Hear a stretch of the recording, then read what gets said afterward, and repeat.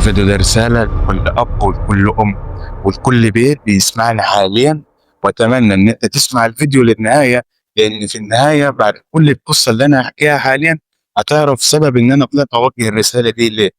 ومش مقصود على فكرة، بس أنا طالع أوضح الرسالة دي لأجل إن إحنا بقينا في أزمة.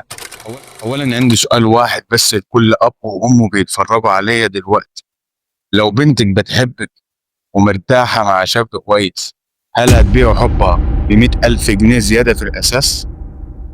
على فكرة أنا هنا مش بتكلم عن تقليل قيمة بنتكم، أنا بتكلم عن واقع موضوع.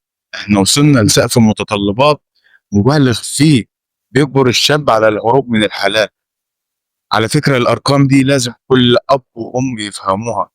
أغلب الشباب اللي بيتعبوا بيكافحوا مرتبهم الشهري في الصافي بيتراوح بين 4,500 أو 6,000 جنيه. ده لو الدنيا كده ماشية معاه كويس وفي وظيفة حلوة. علشان الشاب يوصل للمرتب ده بيشتغل بين ال 12 ساعة وال 16 ساعة في اليوم، يعني حياته كلها شغل. بيعمل ده بس علشان يحاول يسد فجوة طلباته. الشاب ده مطحون شغل.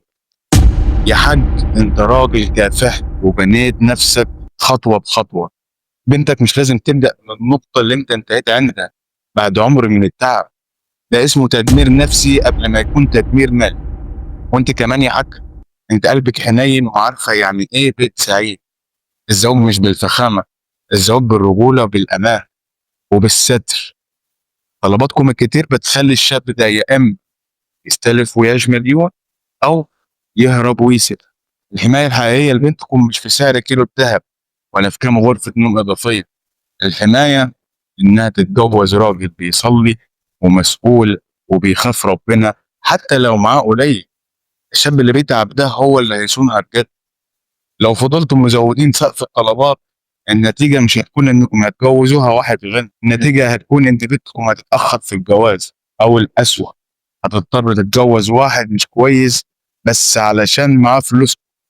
راجعوا نفسكم وخلي بالك طلباتكم الزيادة دي هتودي البنت في داهية.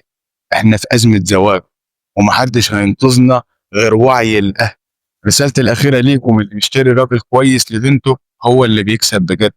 ما تخلوش كبريائكم أو طموحكم الزيادة يوقف طريق الحلال.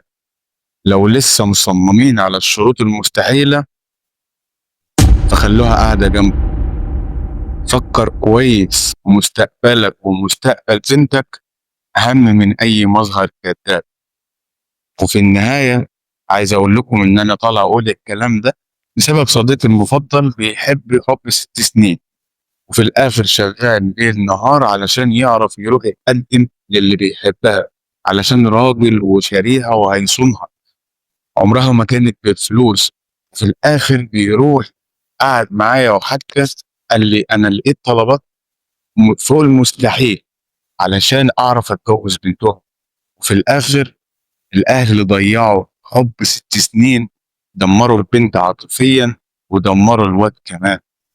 فلازم نراعي شعور الآخرين، وإن مش كل حاجة فلوس.